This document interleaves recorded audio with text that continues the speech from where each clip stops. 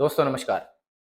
आज के इस वीडियो में एक कॉम्प्लिकेटेड कंसेप्ट को मैं बहुत ही सिंपल तरीके से आपके सामने रखने वाला हूं, क्योंकि ये जो एक इशू है अभी अमेरिकन मार्केट को सबसे ज़्यादा सता रहा है और बहुत से लोगों को समझ में नहीं आ रहा है कि बेसिकली ये है क्या। देखिए, अमेरिका के अंदर ये जो इशू सबसे ज़्यादा अभी दिक्कत कर रहा है वो है 10 साल के बॉन्ड यील्ड का इशू। तो ये जीसेक 10 ईयर बॉन्ड यील्ड होता क्या है और बेसिकली ये ओवरऑल सिक्योरिटीज मार्केट पे और शेयर मार्केट पे किस तरह का इंपैक्ट करता है, खास करके हमारे शेयर मार्केट पे, इंडियन शेयर मार्केट पे अमेरिकन बॉन्ड यील्ड का जो रेट ऑफ इंटरेस्ट है या बॉन्ड यील्ड है वो कैसे इंपैक्ट करता है, आज के इस वीडियो में बहुत ही सिंपल तरीके से आपके सामने रखने वाला हूं। अब सबसे पहले तो ये जो ग्राफ है इसे आप देख लीजिए। ये जो ग्राफ है दोस्तों आपके सामने, ये ऊपर वाला जो ग्राफ आप देख रहे हो ये है हमारे निफ्टी का ग्राफ। ये हमारा निफ्टी है और ये जो नीचे वाला ग्राफ है ये बॉन्ड का ग्राफ है, अमेरिकन बॉन्ड यील्ड का ग्राफ। अब आप देख सकते हो कि जब बॉन्ड यील्ड नीचे जाता है तो हमारा निफ्टी ऊपर जाता है। उसी तरह से जब बॉन्ड यील्ड ऊपर जाता है हमारा निफ्टी नीचे आता है। ये जो रिलेशनशिप है हम कह सकते हैं कि एक तरह का इनवर्स रिलेशनशिप है इन दोनों के बीच में। मतलब ये उल्टे एक दूसरे के भागते हैं, निफ्टी और बॉन्ड को अगर हम यहां कंसिडर कर लेते हैं तो। अब ना इस कंसेप्ट को मैं बहुत ही सिंपल तरीके से आपके सामने रखता हूं कि बेसिकली ये बॉन्ड यील्ड होता क्या है। अब देखिए, एक तो सिंपल सा जो एनालिसिस है मैंने आपके सामने रखा कि बॉन्ड यील्ड और शेयर मार्केट इनका जो रिलेशनशिप है वो इनवर्स है, वो उल्टा है।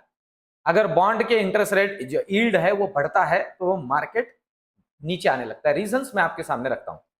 देखिए, बॉन्ड बेसिकली क्या होता है, तो अब जैसे हम अमेरिकन बॉन्ड की बात कर रहे हैं तो ये गवर्नमेंट के बॉन्ड है। अब गवर्नमेंट का बॉन्ड मतलब गवर्नमेंट मार्केट से पैसे ले रहा है और 10 साल के हम कंसिडर कर लेते हैं कि ये बॉन्ड्स है 10 ईयर्स। और एग्जाम्पल के लिए कंसिडर कर लेते हैं अभी के लिए कि 100 रुपए इनका फेस वैल्यू है। मतलब जिस रेट पे ये इशू किए वो 100 रुपए था और जिस रेट ऑफ इंटरेस्ट पे इशू किए एग्जाम्पल के लिए कंसिडर कर लेते हैं वो 4%। एग्जाम्पल के लिए इसका मतलब ये होता है कि ये 10 साल के जो 100 रुपए का फेस वैल्यू वाले बॉन्ड है, मैं जितनी भी इन्वेस्टमेंट करूंगा हर साल 4% रेट ऑफ इंटरेस्ट से मुझे ब्याज मिलेगा।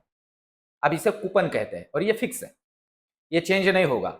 हर साल अगले 10 साल के लिए 4 रुपए मुझे मिलते रहेंगे एवरी ईयर। और 10 साल के बाद में आफ्टर 10 ईयर मुझे मिलेगा मेरा 100 रुपए जो मैंने इन्वेस्ट किया था, मेरा फेस वैल्यू, मेरा प्रिंसिपल, वो मुझे वापस मिलेगा कूपन के साथ। अभी ये तो हुई बेसिक कंसेप्ट। अब ये जो बॉन्ड है दोस्तों, ये शेयर मार्केट में स्टॉक एक्सचेंज पे ट्रेड होते हैं। अब ध्यान दीजिए, जब ये ट्रेड होते हैं तो इनका जो वैल्यू है वो बदलता है। सिंपल से क्लियर कर लीजिए। अब ये जो 100 रुपए फेस वैल्यू वाला बॉन्ड है वो जब स्टॉक मार्केट में आ रहा है तो वो ट्रेड हो रहा है, मतलब वो स्पेकुलेट हो रहा है, वो उसके ऊपर लोग बोली लगा रहे हैं, तो उसका रेट हो गया 102 रुपए। एग्जाम्पल के लिए कंसिडर कर लेते हैं। अब 2 साल बाद मैंने 102 रुपए से वो बॉन्ड खरीदा जिसका फेस वैल्यू 100 रुपए है। इसके ऊपर भी मुझे 4 रुपए का जो कि फेस वैल्यू पे 4% का कूपन मिल रहा है वो मिलता रहेगा। पर अब 10 साल बाद, मतलब मैंने जहां से लिया वहां से 8 साल बाद, क्योंकि मैंने 2 साल बाद लिए, मुझे वापस मिलेंगे 100 रुपए। मुझे 102 रुपए वापस नहीं मिलेंगे, भले मैंने 102 पे खरीदा हो, क्योंकि मैंने मार्केट से लिया था, उसे मार्केट में 102 थे। अब ध्यान दीजिए, जिसने 100 पे खरीदा 10 साल बाद 4% रेट कूपन रेट से उसे 100 रुपए वापस मिले, उसे तो 4% का यील्ड मिला है। आप इस बात को समझ लीजिए। पर मैंने लिया ही 102 पे है तो मेरा जो यील्ड है वो कम हो जाएगा। इसका मतलब ये होता है कि बॉन्ड का प्राइस अगर बढ़ता है तो मेरा जो यील्ड है वो कम हो जाता है। अब देखिए, मार्केट में इसके उल्टा हो रहा है। इसके उल्टा हो रहा है, इसका मतलब अभी जो मार्केट के अंदर एग्जांपल के लिए कंसीडर कर लीजिए, गवर्नमेंट जो नए बॉन्ड लेके आ रहा है वो न्यू बॉन्ड गवर्नमेंट लेके आ रहा है, एग्जांपल के लिए कंसीडर कर लेते हैं 106 रुपए पे।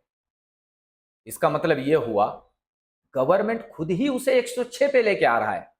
तो मतलब जो पुराने बॉन्ड है वो डिवैल्यूड हो रहे हैं ऑटोमेटिकली। सिंपल सी बात है। अब गवर्नमेंट अगर 106 पे लेके आ रहा है तो इसका मतलब भी ये होता है कि गवर्नमेंट को पैसे की ज्यादा जरूरत है। इसमें से ये एक भी मीनिंग निकलता है कि गवर्नमेंट को पैसे की ज्यादा जरूरत है। इससे और एक मीनिंग निकलता है कि आने वाले दिनों में इन्फ्लेशन बढ़ सकता है, पैसा डिवैल्यूड हो रहा है, इसीलिए तो बॉन्ड का जो यील्ड है वो बढ़ रहा है। ये भी इससे कंसिडर कर लीजिए। तो अब सिंपल सी बात है कि अगर बॉन्ड में ज्यादा पैसा मिल रहा हो, बॉन्ड में ज्यादा यील्ड मिल रहा हो, ये फिक्स मिल रहा है, तो जो बड़े इन्वेस्टर्स है वो शेयर मार्केट से पैसे निकालेंगे और बॉन्ड में डालेंगे। सिंपल सी बात है। वो मार्केट से पैसा निकालेंगे और बॉन्ड में डालेंगे, और वो अलग अलग मार्केट से निकालेंगे। हमारे मार्केट से भी निकाल सकते हैं, अमेरिकन मार्केट से तो निकाल ही रहे, इसीलिए वो गिर रहा है। सिंपल सी बात है। तो ये जो बॉन्ड यील्ड बढ़ना है, इसका मतलब गवर्नमेंट ही ज्यादा ब्याज पे, ज्यादा यील्ड पे आपसे मेरे से मतलब मार्केट से पैसे उठा रहा है। तो इसका मीनिंग जो है वो शेयर मार्केट के पॉइंट ऑफ व्यू से थोड़ा निगेटिव हो जाता है। और जो बड़े इन्वेस्टर्स है वो शेयर मार्केट से विड्रॉ करते हैं और बॉन्ड मार्केट में पैसा इन्वेस्ट करते हैं, क्योंकि यहां पे इन्हें ज्यादा जो रिटर्न है वो मिल रहा है। अब ये तो हुआ एक एंगल कि मार्केट क्यों गिरता है। इसका और एक एंगल है, मार्केट के अंदर बहुत से इन्वेस्टर्स ऐसे हैं जो ब्याज पे लेके इन्वेस्ट करते हैं।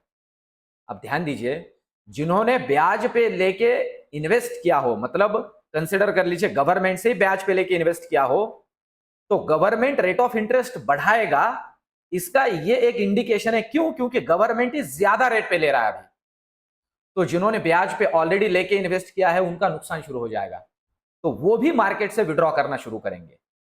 तो ओवरऑल अगर देखा जाए दोस्तों, तो ये एक निगेटिव इंडिकेशन है हमारे मार्केट के पॉइंट ऑफ व्यू से भी और अमेरिकन मार्केट के पॉइंट ऑफ व्यू से। क्यों हमारे मार्केट के लिए? क्यों? क्योंकि एफआईआई हमारे मार्केट से विड्रॉ करेगा, क्योंकि अब उसे बॉन्ड में ज्यादा पैसा मिल रहा है। एक तो बात ये हुई, और दूसरी बात ये हुई अगर किसी ने ब्याज पे लेके इन्वेस्ट किया है तो उसे अब ज्यादा ब्याज बेयर करना पड़ेगा, ज्यादा इंटरेस्ट पे करना पड़ेगा, और ऊपर से बॉन्ड में भी नुकसान होगा क्योंकि बॉन्ड के प्राइसेस गिरेंगे। ध्यान दीजिए, बॉन्ड का यील्ड और बॉन्ड के प्राइसेस इनवर्सली कोरिलेट होते हैं। जैसे ही बॉन्ड का यील्ड बढ़ने लगता है, देखिए हमने देखा कि प्राइस बढ़ा तो यील्ड घटा इस एग्जांपल में, उसी तरह से जब यहां यील्ड ही बढ़ेगा तो प्राइस ऑटोमेटिकली घटेगा।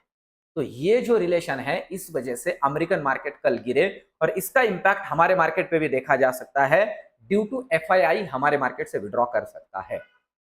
तो मैं कंसिडर कर लेता हूं दोस्तों, ये जो कंसेप्ट है गवर्नमेंट जीसेक बॉन्ड यील्ड की, या हमारे यहाँ के बॉन्ड के लिए भी ऐसे ही है, पर मैंने अमेरिका के बॉन्ड यील्ड से आपको क्लियर किया क्योंकि अभी वहां वो इशू ज्यादा दिक्कत पैदा कर रहा है। हमारे यहाँ उतना नहीं है। मैं फिर से कहूं, हमारा इकोनॉमिक सिचुएशन अच्छा है, उल्टा उनसे ज्यादा हमें अच्छे से अपग्रेड किया जा रहा है जो अलग अलग रेटिंग एजेंसीज है उनके जरिए, पर ये इंपैक्ट जरूर कर सकता है। तो मैं कंसिडर कर लेता हूं कि ये कॉम्प्लिकेटेड कंसेप्ट मैं बहुत ही इजीली आपको समझा पाया हूं। अगर समझा पाया हूं तो कमेंट जरूर कीजिए, क्योंकि आपके कमेंट मुझे मोटिवेट करते हैं। और दोस्तों, इस चैनल पे और टेलीग्राम चैनल पे भी मुझसे जुड़े रहिए। मैं टेलीग्राम चैनल का लिंक नीचे दे रहा हूँ। बहुत सी चीजें इसी तरह से आपके नॉलेज पॉइंट ऑफ व्यू से इस चैनल पर मैं लेके आता हूँ। मिलते हैं नेक्स्ट वीडियो में। धन्यवाद।